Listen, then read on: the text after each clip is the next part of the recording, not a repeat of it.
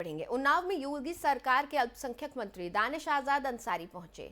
मंभी में सपा पर उन्होंने निशाना साधा है और मंत्री ने सपा पर हमला बोलते हुए कहा कि मैनपुरी उपचुनाव में डिंपल यादव के सपा प्रत्याशी बनने पर वो बोले कि समाजवादी पार्टी ने ये दिखा दिया है वो समाजवादी पार्टी नहीं, परिवारवादी पार्टी है। फिर से लोकसभा में अपने परिवार के व्यक्ति को उतारा है। बीजेपी का प्रत्याशी अभी तक सामने न आने पर दानिश अंसारी ने यह भी कहा कि हम सब मिलकर प्रत्याशी का चयन करेंगे। मैनपुरी को तरक्की की तरफ ले जाने की नीयत से वहां जीत हासिल करेंगे। मैनपुरी को तरक्की की तरफ बढ़ाने का काम करेंगे। मदरसों के सर्वे के माध्यम से योगी सरकार मदरसा शिक्षा और बेहतर बनाने का काम करेगी।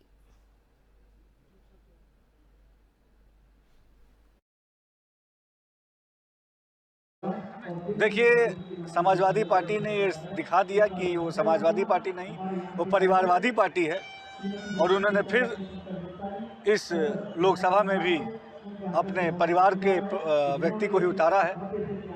निश्चित तौर पे वहाँ भारतीय जनता पार्टी ऐतिहासिक जीत के साथ जिस तरीके से आजमगढ़ के उपचुनाव में और रामपुर के उपचुनाव में जो रिजल्ट रहा, वही नतीजा मैनपुरी में भी रहेगा।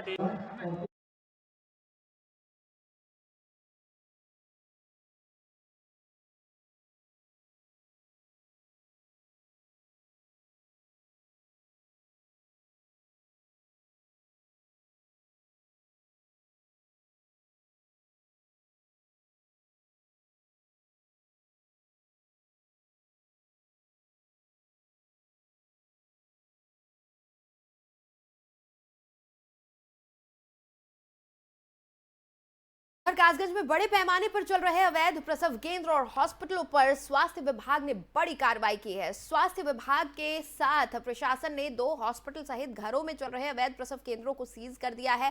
इस कार्रवाई के बाद अवैध हॉस्पिटल संचालकों में हड़कंप मचा हुआ है। डीएम हर्षिता माथुर की सख्ती के बाद अवैध प्रसव केंद्र, नर्सिंग होम, हॉस्पिटल पर लगातार कार्रवाई हो रही है। स्वास्थ्य विभाग लगातार सभी जगह छापे मार रही है।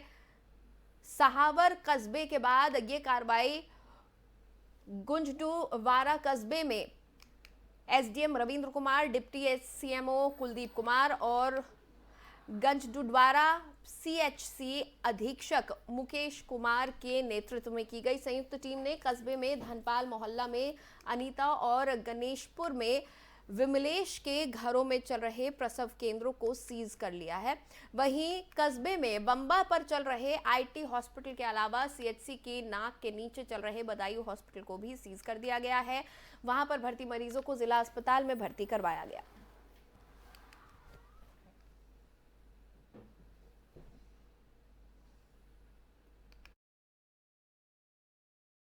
आज सूचना मिलने पर डॉक्टर साहब एमओआईसी और मैं और डॉक्टर कुलदीप डिप्टी सीएमओ तीनों मिलके हमारी टीम ने जो है 4 अवैध प्रसव केंद्रों पर छापेमारी की है और चारों जगह पाया गया है कि वहाँ जो इंस्ट्रूमेंट थे अवैध प्रसव के वो सभी मिले हैं और रजिस्ट्रेशन भी नहीं है उनका और डॉक्टर वहाँ मिले नहीं हैं, अनुपस्थित थे।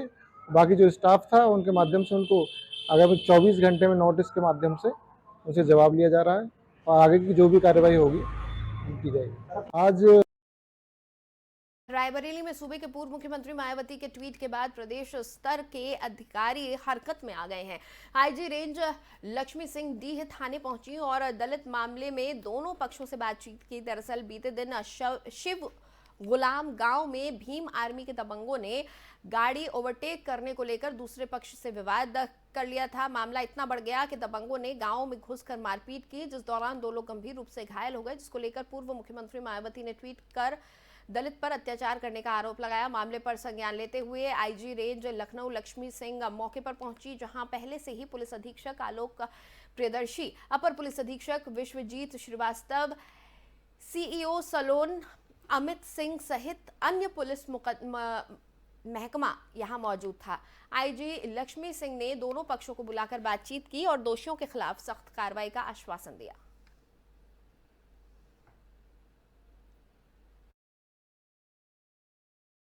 नया पुरवा गांव में मजरेडी में जो घटना घटी थी उसकी समीक्षा की गई है सभी पक्षों से बातचीत की गई है। जो पीड़ित पक्ष है उसको भी बुला के बातचीत की गई है, उससे पूरी घटना की जानकारी ली गई है। ट्रैक्टर को ओवरटेक करने को लेकर विवाद हुआ, जिसके पश्चात इस पक्ष के द्वारा, जो पीड़ित पक्ष है उसके द्वारा अपने लोगों को इकट्ठा करके दूसरे पक्ष के गाँव पर समझौता कराने, समाधान कराने की नीयत से 8-10 लड़के गए और वहाँ पे दोनों पक्ष आमने सामने होकर फिर उनमें झगड़ा हुआ है।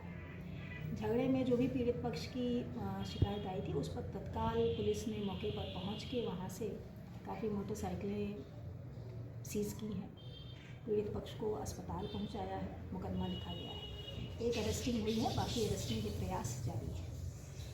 जो घटना में लोग संलिप्त हैं उनको बख्शा नहीं जाएगा, उनके खिलाफ कठोर कार्रवाई की जाएगी और घटना में दोनों पक्षों को, उभय पक्षों को पाबंद कराने के लिए भी निर्देशित किया गया है, जिससे आने वाले दिनों में इस गांव में शांति यथावत बनी रहे।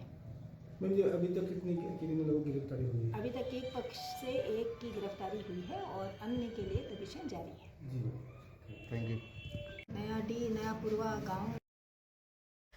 चलिए आगे बढ़ेंगे। जहां लोग इलाज करवाने के लिए सरकारी अस्पताल जाते हैं, सोचते हैं कि सरकारी अस्पताल में उनको दवाइयों के लिए कोई खर्चा नहीं करना पड़ेगा जो सरकार से उनको मिलती हैं, लेकिन वहीं दूसरी ओर सही दवाइयां कूड़े के ढेर में पड़ी हो तो क्या होगा।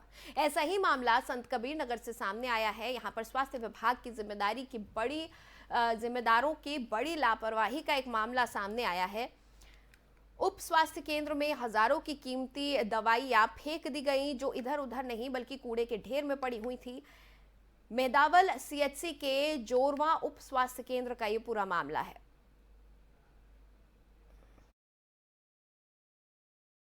देखिए, जो वीडियो वायरल हो रहा है, मुझे अभी आपके द्वारा इसका संज्ञान में आया है, तो हम वहाँ के जो अधीक्षक महोदय हैं उनको आदेशित करके कि उसके बारे में जानकारी हासिल करें, हमको बताएं और संबंधित के खिलाफ कार्रवाई। देखिए, जो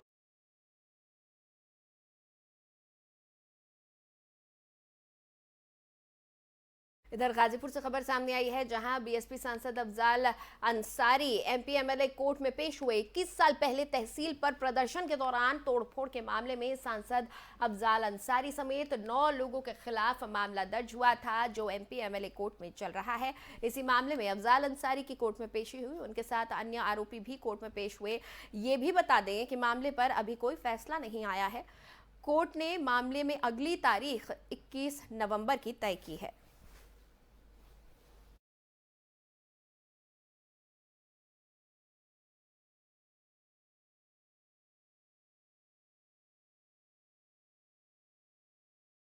(2020) बैच की 41 ट्रेनी अफसरों से राज्यपाल आनंदीबेन पटेल ने राजभवन में भेंट की। शिष्टाचार भेंट के दौरान राज्यपाल ने कहा कि उन्हें गरीब जनता के लिए प्राथमिकता से कार्य करने को कहा गया।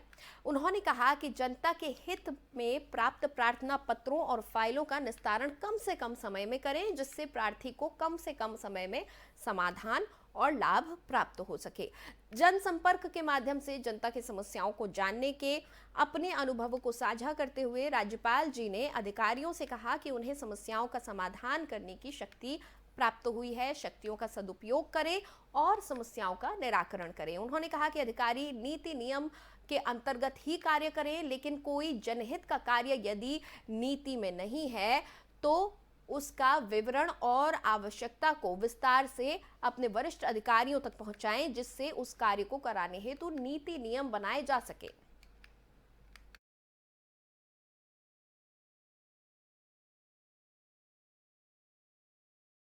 सहारनपुर में पुलिस ने बड़ी कार्रवाई करते हुए वाहन चोर गिरोह का भांडाफोड़ किया है। बताया जा रहा है कि थाना कोतवाली देहात पुलिस को वाहन चोर गिरोह के 3 वाहन चोरों को गिरफ्तार करने में सफलता मिली है। सहारनपुर के एसपी सिटी अभिमन्यु मांगलिक ने प्रेस वार्ता में बताया कि थाना कोतवाली देहात पुलिस ने वाहन चोर गिरोह के 3 वाहन चोरों को गिरफ्तार किया है।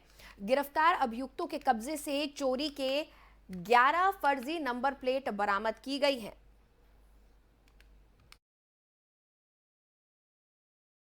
देखिए, ये एसपी महोदया के नेतृत्व में थाना कोतवाली देहात पुलिस ने एक अंतर्राज्यीय वाहन चोर गैंग है, इसका खुलासा किया है।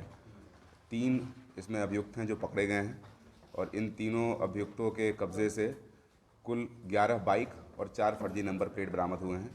इनका एक लंबा चौड़ा विस्तृत आपराधिक इतिहास है और 3 राज्यों में यूपी, हरियाणा। शाजापुर में पूर्व चेयरमैन के होटल में सेक्स रैकेट का भंडाफोड़ किया गया है। बताया जा रहा है कि पुलिस ने टीम के साथ छापेमारी के दौरान लगभग 1 दर्जन युवक और युवतियों को पकड़ा है।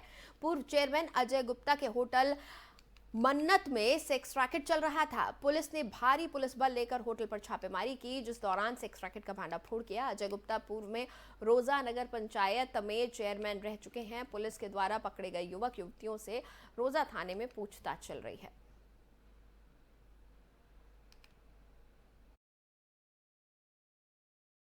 सर, थाना रोजा में मन्नत लॉज में जो पुलिस की दबिश हुई है, सर उसमें क्या कहना है? रोजा में एक मन्नत गेस्ट हाउस है। यहाँ पर पुलिस को सूचना मिल रही थी कि ये लोग कमरे प्रोवाइड कराते हैं जो स्त्री पुरुष आते हैं वैसे संबंध बनाने के लिए। तो इस सूचना के आधार पर पुलिस ने इसको डेवलप किया और वहाँ पे दबिश दी गई।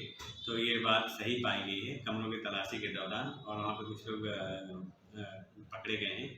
इसमें अभियोग पंजीकृत कराया जाएगा और कठोर धाराओं में पंजीकृत करके गेस्ट हाउस वाले के खिलाफ और जो वहाँ पर उपस्थित हैं उनके खिलाफ कार्रवाई सुनिश्चित की जाएगी। सर, थाना उत्तर प्रदेश की खबरों में फिलहाल इतना ही। मुझे दें इजाजत।